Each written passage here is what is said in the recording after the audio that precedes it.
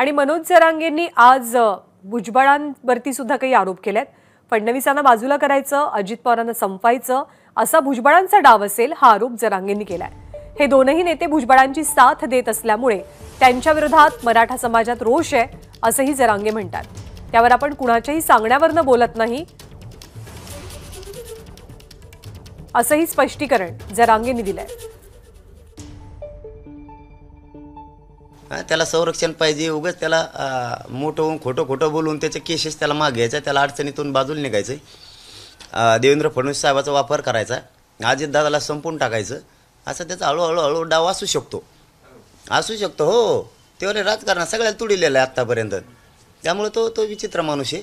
ते मोगम त्याचा स्वार्थासाठी वापर करून घेतोय सध्या। ते देवेंद्र फडणवीस साहेबाच्या लक्षात आहे ना, त्यांच्या लक्षात येईल, ते त्याला साथ द्यायला लागलेत फडणवीस साहेब सारखी।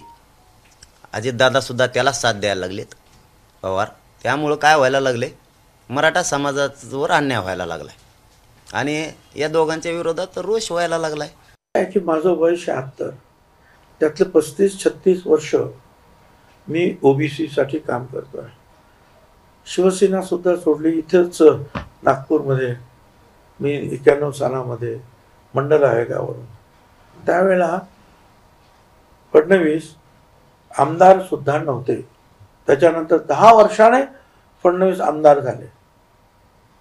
आता ते मला काय सांगणार? मला कधी बाळासाहेबांनी सांगितलं की फक्त सांगायचं हा आपला कार्यक्रम आहे, मग तू कसा काय करायचा, तू काय बोलायचं हे मी ठरवायचं। त्याच्यानंतर पवार साहेब कधी मला सांगितलं नाही हे बोला किंवा ते बोला, मी माझ्या मनाचं बोलतो, माझे निर्णय माझे असतात आणि त्याच्या परिणाम भोगण्याची माझी तयारी असते।